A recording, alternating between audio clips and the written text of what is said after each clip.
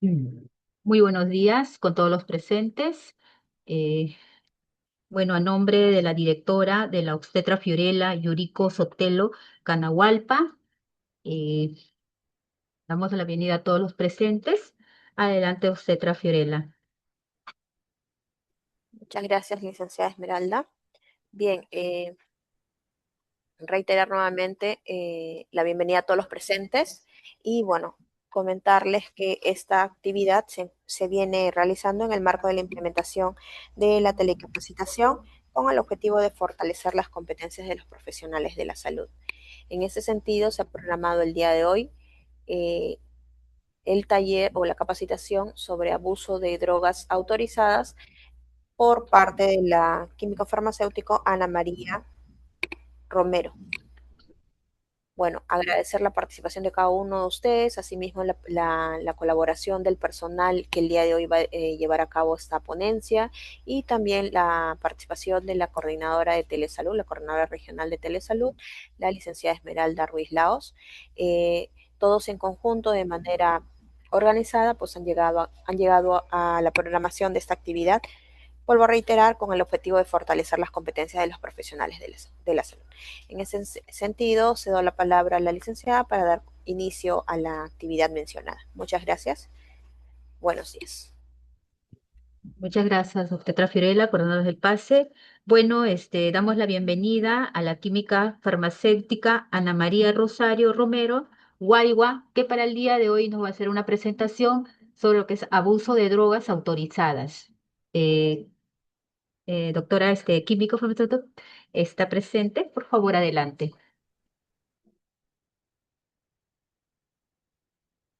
Antes de entrar al tema, quiero que reflexionemos sobre una palabra que escuchamos con frecuencia: droga.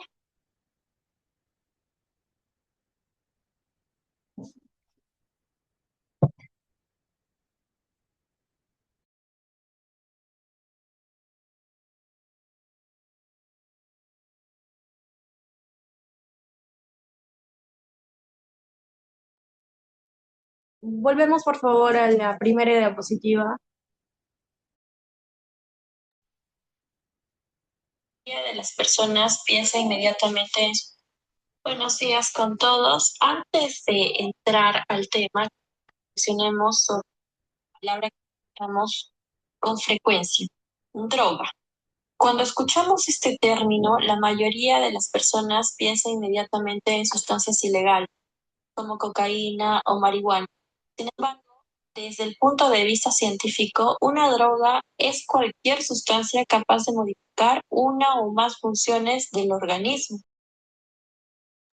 De esta definición también se encuentran los medicamentos. Y precisamente por eso hoy hablaremos del abuso de drogas autorizadas, es decir, sustancias que fueron creadas para ayudar a personas, pero que también pueden generar problemas cuando se utilizan de manera inadecuada. Para comprender mejor ese tema, es importante diferenciar dos conceptos que suelen confundirse: los estupefacientes y los psicotrópicos. Siguiente, por favor.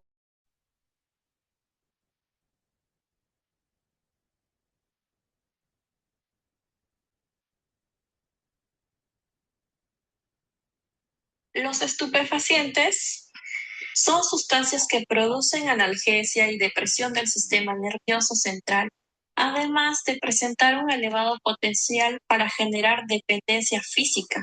Entre los ejemplos más conocidos encontramos a la morfina y otros opioides considerados para el tratamiento del dolor. Por otro lado, los psicotrópicos son sustancias que actúan directamente sobre el sistema nervioso central, modificando funciones mentales, como en el estado anímico, la conducta, la percepción, el pensamiento o la conciencia. Dentro de este grupo encontramos medicamentos que utilizamos con frecuencia en la práctica clínica aquí en salud mental, como benzodiazepinas para la ansiedad, los antidepresivos para trastornos depresivos y los antipsicóticos utilizados en determinadas enfermedades mentales. Con supervisión profesional, constituyen herramientas terapéuticas seguras y eficaces. Sin embargo, cuando se utilizan sin control, en dosis inadecuadas o por periodos prolongados, pueden aparecer fenómenos como la tolerancia, dependencia y el abuso. Y es precisamente sobre este problema que vamos a conversar el día de hoy. Siguiente, por favor. Siguiente, por favor. Siguiente diapositiva. Siguiente diapositiva, por favor. Ya. Muchas personas creen que el abuso ocurre cuando alguien simplemente decide tomar más drogas psicotrópicas. Sin embargo, la realidad es mucho más compleja. El abuso no comienza en la voluntad de la persona, comienza en el cerebro. Para entenderlo, debemos recordar que nuestro cerebro funciona con sustancias químicas llamadas neurotransmisores. Estos neurotransmisores permiten que las neuronas se comuniquen entre sí y regulen emociones, pensamientos, conducta, sueño, ansiedad y sensación de bienestar. Entre ellos destaca la dopamina, la serotonina, la noradrenalina y el GABA. Muchos psicotrópicos actúan precisamente modificando esos sistemas. Una vez que hemos definido qué son los psicotrópicos, vamos a ver cómo se clasifican. Aunque existen diferentes clasificaciones, una de las más utilizadas es según el efecto que produce en el sistema nervioso central.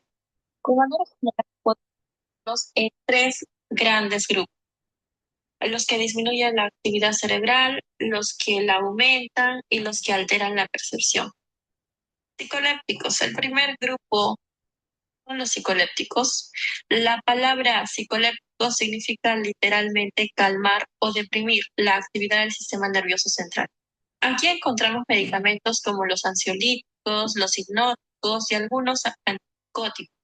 Por ejemplo, las benzodiazepinas como el clonazepam o el clonazepam actúan potenciando la acción del GABA, que es el principal neurotransmisor inhibidor del cerebro. Al aumentar la acción del GABA, disminuye la actividad neuronal, produciendo relajación, reducción de la ansiedad y sedación. Por ejemplo, esos medicamentos son útiles en trastornos de ansiedad, insomnio y algunas crisis compulsivas. Ahora, los psicoanalépticos, el segundo grupo. Estos tienen el efecto contrario. En lugar de disminuir la actividad cerebral, estimulan. Dentro de este grupo encontramos principalmente los antidepresivos y algunos psicoestimulantes. Los antidepresivos actúan aumentando la disponibilidad de transmisores como la serotonina y la noradrenalina. Por eso ayudan a mejorar el estado de ánimo y otros síntomas asociados a la depresión. También encontramos estimulantes como el metilfenidato, utilizados en el trastorno de déficit de atención e hiperactividad. Es importante mencionar que algunas drogas de abuso, como la cocaína, también actúan aumentando neurotransmisores relacionados con la estimulación cerebral, especialmente la dopamina. El otro grupo son los psicodislépticos. El tercer grupo, entonces, estos no buscan estimular ni debilitar el cerebro, no alterar la percepción de la realidad. Aquí encontramos sustancias alucinógenas como el LSD y la alcohol.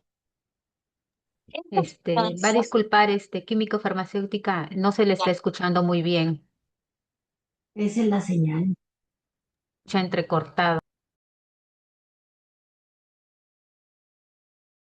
Es del medio. el pensamiento y la conciencia. Por eso las personas pueden experimentar distorsiones visuales, o sensaciones que no corresponden al mundo real. Desde el punto de vista químico, cada grupo actúa sobre diferentes neurotransmisores. Las benzodiazepinas potencian los estimulantes, aumentan los neurotransmisores como la dopamina, la noradrenalina. Los antipsicóticos bloquean principalmente los receptores dopaminérgicos. y los alucinógenos actúan sobre receptores relacionados con la serotonina. Aunque los mecanismos sean diferentes, todos tienen algo en común. Modifican la comunicación entre neuronas y, por lo tanto, producen cambios en la conducta, emociones o en la percepción. Aprender esta clasificación es importante porque nos ayuda a entender que no todos los psicotrópicos actúan de la misma manera. Algunos calman el sistema nervioso, otros estimulan y otros alteran la percepción. Y principalmente, a estos efectos sobre el cerebro, algunos de ellos pueden presentar riesgo de abuso, dependencia o uso inadecuado cuando no son utilizados bajo supervisión profesional. A grupos químicos diferentes, los psicotrópicos tienen algo en común, modifican la química cerebral. Y cuando lo modificamos a la química cerebral, también podemos modificar la conducta humana. Siguiente diapositiva, por favor. Creo que es mi micrófono.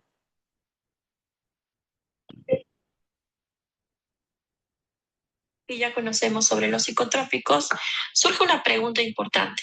¿Qué entendemos realmente por abuso? Muchas personas creen que el abuso empieza recién cuando existe una dependencia evidente o una adicción. Sin embargo, el abuso comienza mucho antes. Desde el punto de vista sanitario, hablamos de abuso cuando un medicamento deja de utilizarse de la manera para la cual fue indicado. Y es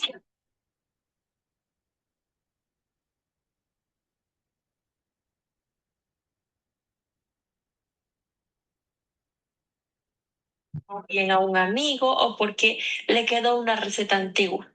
Recordemos que los psicotrópicos actúan directamente sobre el sistema nervioso,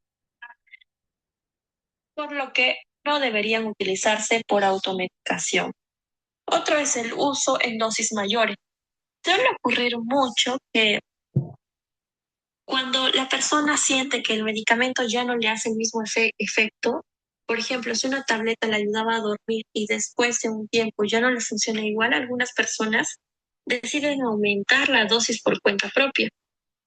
Pero esto no resuelve el problema. Lo que generalmente está ocurriendo es un fenómeno llamado tolerancia, que lo veremos más adelante. El uso por más tiempo de lo indicado es otro.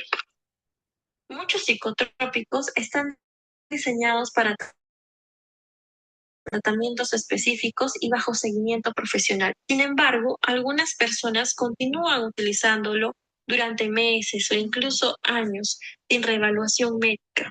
¿Por qué? Porque así se sienten bien. Mientras más prolongado es el uso, mayor es el riesgo a desarrollar dependencia o efectos adversos. Y el uso con fines recreativos. En este caso, la persona no busca tratar síntomas, lo que busca es experimentar determinados efectos sobre el estado anímico, la percepción o las emociones. Es importante diferenciar tres situaciones. Primero tenemos el uso adecuado. Aquí existe una indicación médica, una dosis correcta y un seguimiento profesional. Luego encontramos el uso indebido. Todavía no existe dependencia, pero ya están incumpliendo condiciones de uso seguro. Y finalmente aparece la dependencia. En esta etapa, la persona desarrolla la necesidad física y psicológica de continuar consumiendo la sustancia. Por lo tanto, el abuso no comienza cuando una persona es dependiente. El abuso comienza en el momento en el que dejamos de utilizar el medicamento de la manera para la cual fue prescrito. Y precisamente por eso la prevención debe empezar mucho antes de que aparezca la dependencia. Siguiente diapositiva, por favor.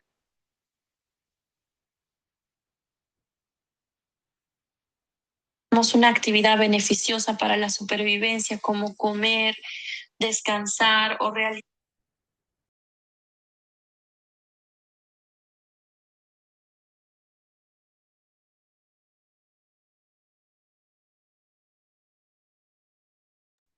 El audio, química.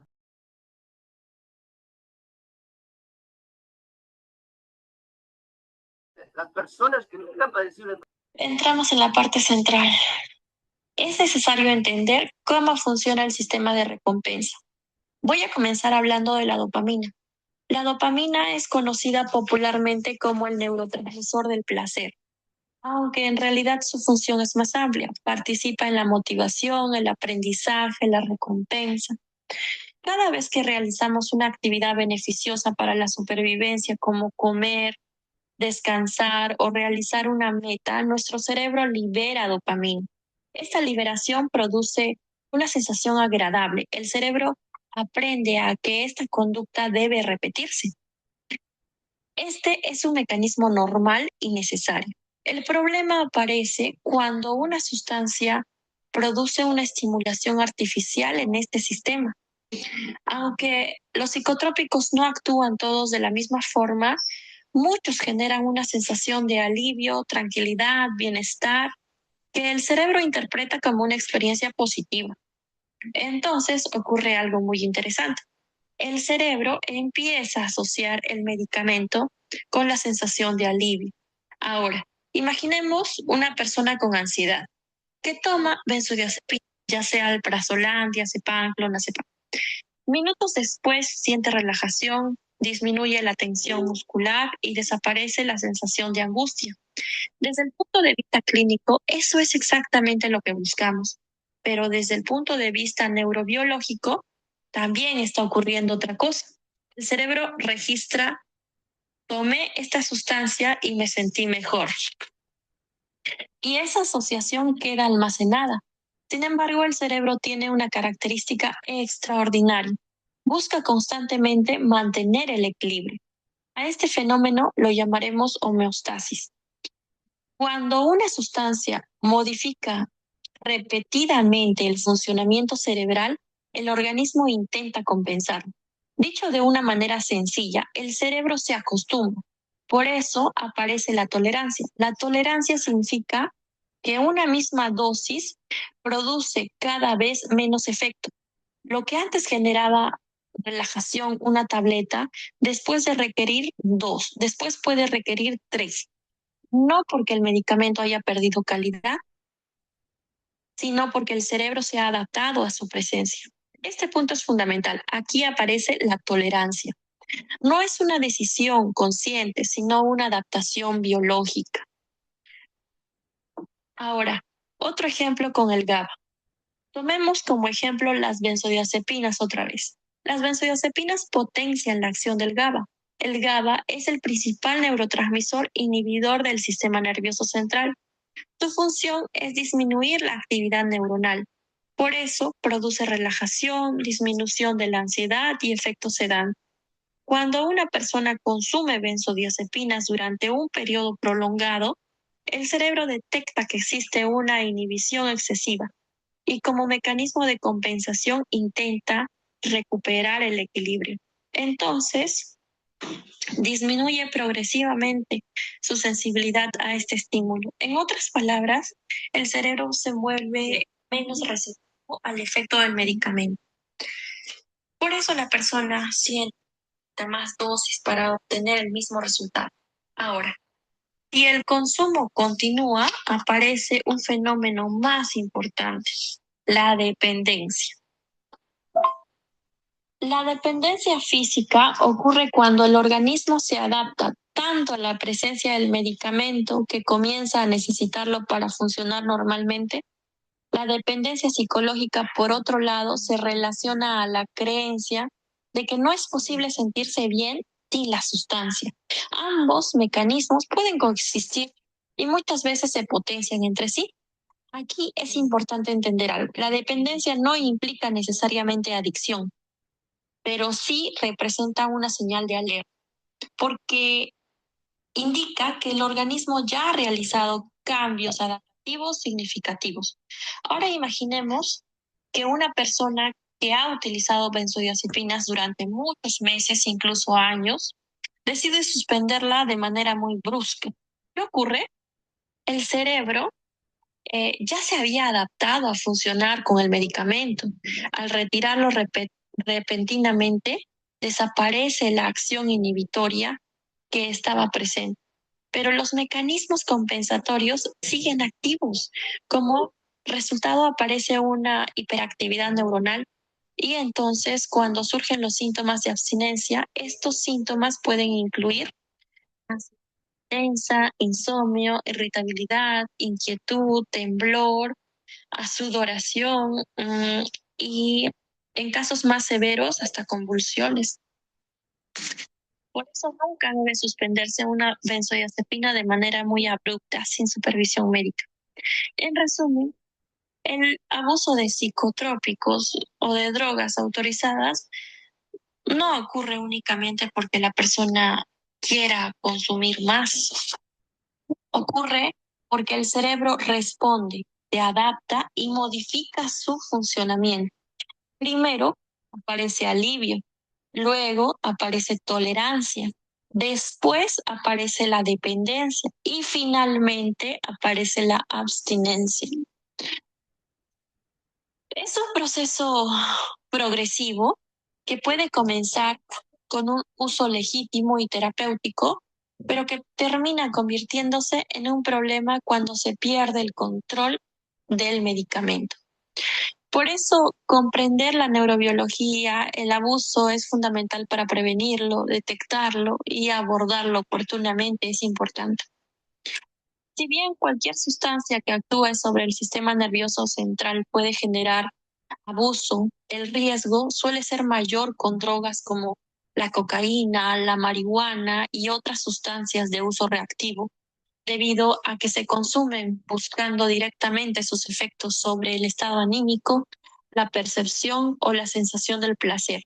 Estas drogas reactivas tienen un potencial adictivo alto debido a su intensa adicción sobre los circuitos de recompensa cerebral en comparación a las drogas terapéuticas, por ejemplo, los psicotrópicos de uso médico tienen como finalidad terapéutica, aunque también pueden generar abuso cuando se utilizan de manera inadecuada.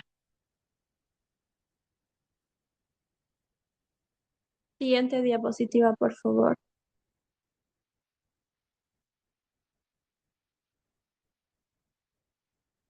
Tienen el mismo potencial para generar dependencia. La cocaína, por ejemplo, produce una activación intensa del sistema de recompensa cerebral, mientras que el cannabis suele tener un potencial de dependencia menor, aunque eso no significa que sea inocuo. Lo importante es entender que cualquier sustancia capaz de modificar el funcionamiento cerebral puede generar consecuencias cuando se utiliza de manera repetida o inadecuada. Hay que recordar que nadie consume una droga pensando en desarrollar dependencia. La dependencia se desarrolla mucho antes de que la persona se dé cuenta. Siguiente diapositiva, por favor.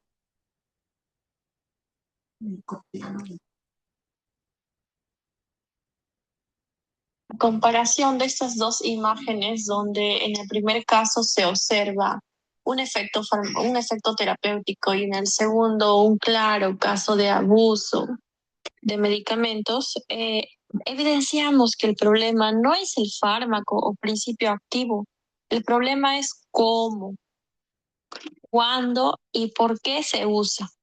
Un principio activo es químicamente neutro, no tiene intención. Su efecto biológico depende 100% de la farmacocinética y de la farmacodinámica que nosotros le impongamos.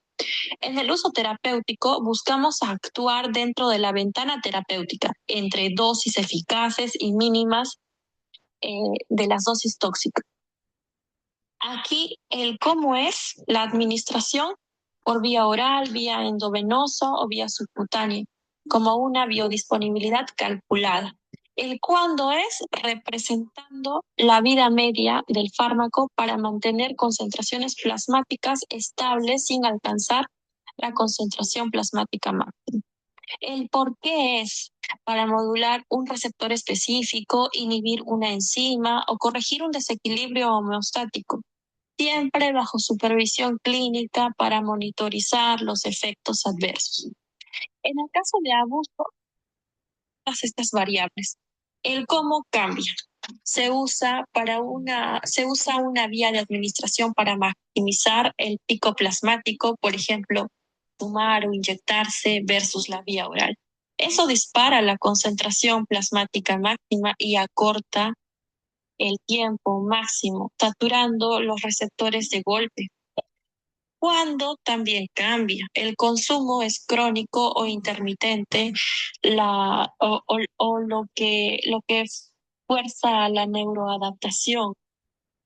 El sistema nervioso central responde con tolerancia de receptores y la dependencia por alteración del eje dopaminérgico mesolímbico. El por qué cambia también. Ya no es corregir la homeostasis, es buscar una euforia suprafisiológica o evitar el síndrome de abstinencia. Veamos un ejemplo. Mismo fármaco, resultado distinto. La morfina. Mismo agonista, el receptor opioide. En el hospital, la dosis de 5 a 10 miligramos, vía endovenosa, tiempo máximo, alcanza en 20 minutos, efecto analgésico. ¿Qué más? Se respeta eh, la dosis media para la analgesia. Eso es terapéutico. En la calle, la heroína. La heroína en la calle es la diacetilmorfina. Es un profármaco más lipofílico. Cruza la barrera hematoencefálica en segundos. El tiempo máximo lo alcanza en menos de un minuto. La concentración máxima plasmática es 10 veces mayor. Eso es abuso. El principio activo no cambió, la química, su base, no cambió. Cambió la dosis, la cinética y la intención de uso. Por eso el fármaco no es el problema es la desregulación del binomio dosis-respuesta. Siguiente diapositiva, por favor.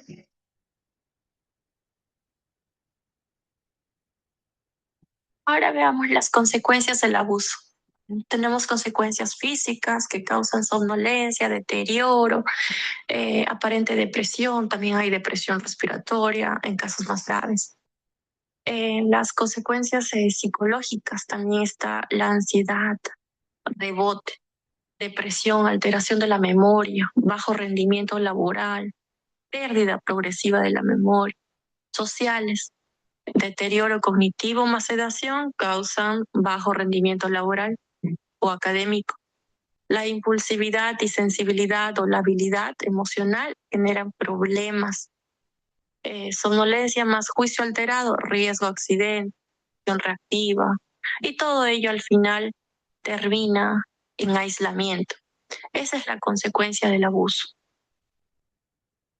Siguiente diapositiva, por favor.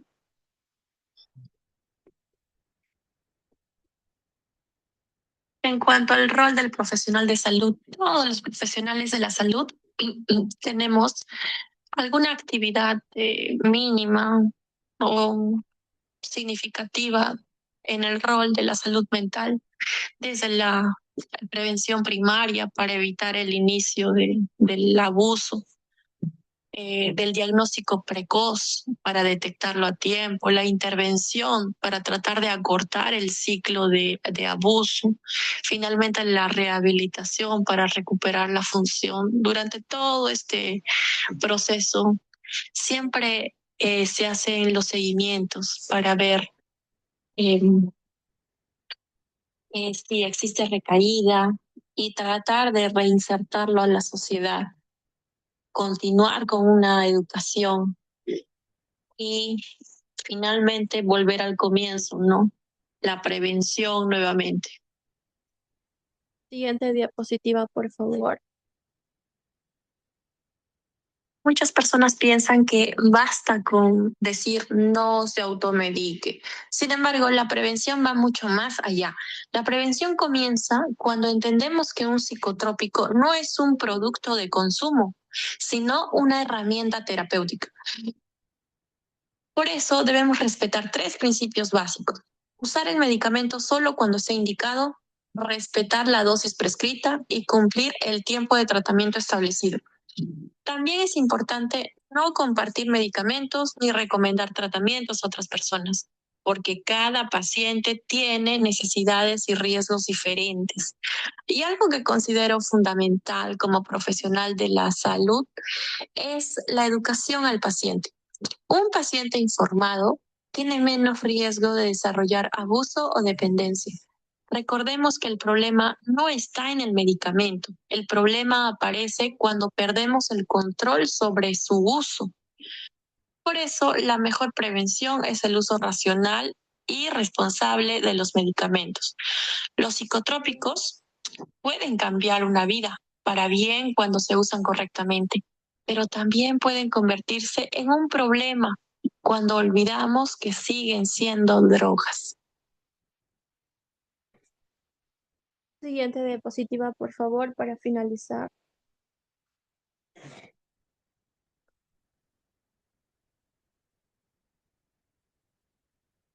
Para finalizar, me gustaría que nos quedemos con una idea fundamental. A lo largo de la exposición hemos visto que los psicotrópicos son medicamentos valiosos que han permitido mejorar la calidad de vida de millones de personas. Sin embargo, también hemos visto que cuando se usa sin control, en dosis inadecuadas o por más tiempo de lo indicado, pueden convertirse en un problema de salud.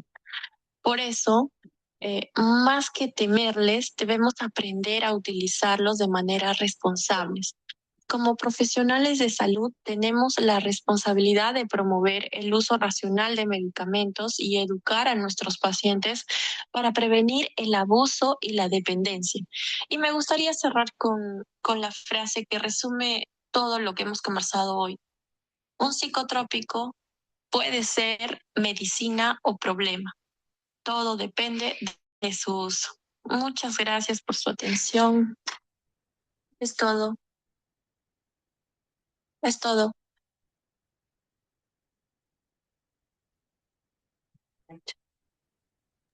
Bueno, bueno, si habrá algunas preguntas en medio del chat, por favor. A ver, vamos a revisar el chat para poder resolver las preguntas. Un momentito. Eh,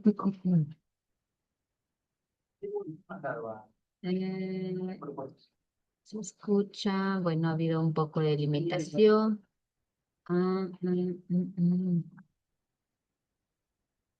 Bueno, acá tenemos, Luis, dice, ¿cuál es el proceso regulatorio que debe de seguir un medicamento para ser considerado autorizado en nuestro país? A ver. Ya. En cuanto a las competencias de la exposición, se trata de drogas autorizadas. Entonces, ¿cómo sería su regulación para que una droga sea autorizada para este tipo de medicamentos controlados? Eso ya no depende no corresponde al tema de exposición. Además que para que un medicamento sea considerado de alto potencial reactivo, tendría que estar dentro de los grupos estupefacientes o psicotrópicos. Los fármacos convencionales como antiinflamatorios, si bien es cierto, también realizan tolerancia, no están considerados por carecer de picos elevados de tolerancia, de adicciones, a ese sentido. Ok, muchas gracias. Tenemos otra pregunta. Dice, ¿cómo influye la interacción entre las drogas autorizadas y otros productos como suplementos o alimentos en la seguridad de nuestro paciente? ¿Cómo influye la interacción entre drogas autorizadas autorizadas y productos como suplementos alimenticios en la seguridad básica. Ya mira, en drogas autorizadas, si bien hablamos, son controladas. Y las únicas drogas controladas son los estupefacientes y los psicotrópicos, bajo la medida de adicciones, tolerancias, riesgos, ese tipo. Entonces, a ello podemos hacer seguimientos, el personal médico está capacitado, no es que se vayan a automedicar tampoco, ahí sí hay un riesgo. Entonces, recomendación, confiar en el personal médico. Se trabaja con todo un equipo donde cada profesional pone desde su habilidad particular los criterios que necesita, la valoración de su concentración, de su diagnóstico, de su tratamiento. En el área de farmacia también, del centro de salud mental, se maneja estos productos controlados. Se trabaja con el seguimiento, ¿no? Para ver hasta qué punto una persona puede estar generando tolerancia y de ahí se empieza a abordar. Ok, muchas gracias.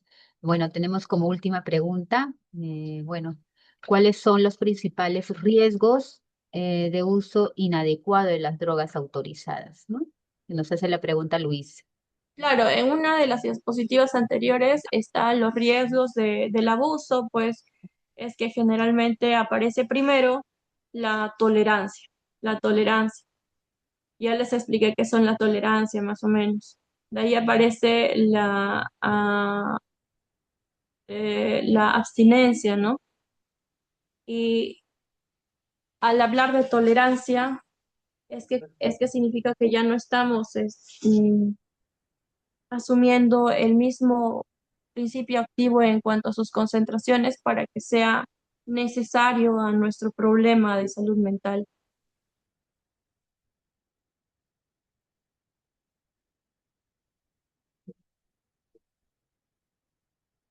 Bueno, bueno, tenemos otra pregunta también, química, que está haciendo Leslie Guevara, que dice, ¿qué hacer cuando hay un paciente que cumplió el tratamiento prescrito por el profesional, pero sigue presentando ansiedad, depresión e insomnio? ¿Ya? Cuando Por favor, dile con yo de quiero la que lo haga carencia inmediatamente. tratamiento y aún así sigue con su problema de ansiedad, depresión, habría que valorar muchos aspectos, ¿no? Porque cuando uno maneja sustancias que van a modificar el sistema nervioso, si bien es cierto, el sistema nervioso no va a hacer las actuaciones por nosotros, no va a hacer los cambios de estilo de vida por nosotros. Si la persona, por ejemplo, está en un medio conflictivo y nosotros le damos el tratamiento para que se sienta mejor, no se sienta deprimida, la ansiedad, abordamos con toda la gama de tratamientos y la persona aún así se siente mal porque sigue en ese ambiente tóxico. Entonces, el hecho no es solo el medicamento. En salud mental, sí, el medicamento es un soporte, pero también tiene que ser de la mano con la psicoterapia porque el medicamento no te va a alejar de los problemas, no te va a exonerar, no te va a hacer vivir en otro mundo. El medicamento te va a ayudar a que tú estés más adaptable para recibir cambios en tu estilo de vida. Si a eso no recibes los cambios en tu estilo de vida, vas a seguir igual. Entonces ahí hablamos de un fracaso terapéutico. Ya esas fueron las. Ya concluye, No porque sé eso si más de se comprendió ese punto, porque es un punto bien común en salud mental.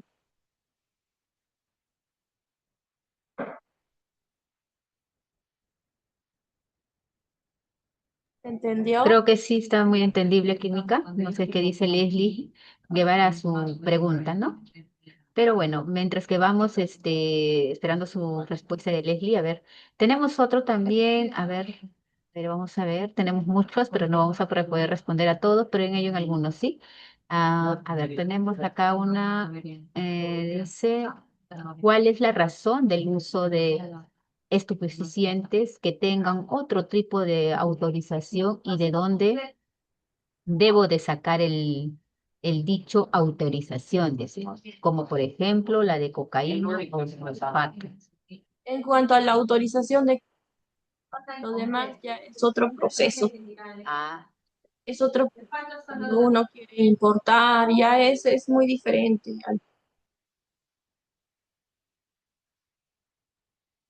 Ok, entonces estuvo muy claro. Bueno, no habiendo más preguntas en el chat o alguien que también pueda hacerlo, puede activar también su audio o levantar la manito para poder hacer un tipo de conversatorio, ya que acá está la químico. O si no, por favor, se les pide también la inscripción en el chat. Sé que tenemos un poco de limitación. Por favor, vamos a volver a remitir en el chat el link para la inscripción. Sí, espero ahí su comprensión, por favor, a los participantes. Bueno, Química Ana María, excelente exposición para el día de hoy que ha estado programado, eh, 19 de junio. Eh, Creo que sería todo, ¿no? En cuanto a lo que es la presentación, agradecerle a la Químico. Gracias. Por favor, no se vayan a retirar sin antes poder inscribirse en el link que se le va de un rato a poner en el chat.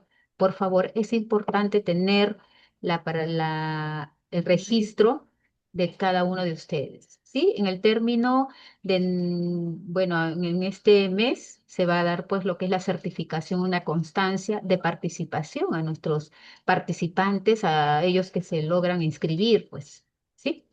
Esperamos unos 10 minutos, por favor. Estamos acá en el chat algo de 52 participantes, de las cuales debe de constatar en la inscripción del link las mismas cantidades, ¿sí? Ya. Ok, gracias, Químico. Muchas gracias. Ya. Aprovechando este Zoom, Díganos, adelante. quisiera acotar algo, ¿no? La salud mental es un centro de farmacia juntos directamente con el paciente. ¿Cómo? Haciendo el seguimiento farmacoterapéutico, donde se valoran todos estos aspectos, se ha visto. En cuanto a las preguntas también, algunas en ¿qué pasa si la persona toma su tratamiento y no le hace efecto? Todos esos temas, dudas, son directamente abordadas de forma individual en el servicio de seguridad del paciente, que sí está implantada en el servicio de farmacia, a público en general. Cualquier duda se hace mediante acciones, se trabaja activamente. Cualquier duda que tengan, comunidad, si están personas de público en general, cualquier tema que tengan relacionado con la farmacovigilancia, con seguimiento farmacoterapéutico, con ver tal vez si algún psicotrópico está siendo abusado, ¿no? A veces abusado llamamos a cuando uno nomás nos sentimos y tomamos, pero también hay cuando hay sospecha, cuando el tratamiento es muchos años. Entonces todos esos aspectos se valoran, tienen que intervenir de alguna manera. Eso es lo que quería acotar. Muchas gracias. Muchas Muchas gracias, gracias. Química Ana Muchas gracias María por su Romero. paciencia y por su oportunidad No, de presentarme a nivel nacional. no, muchas gracias a usted, Química Ana María Romero.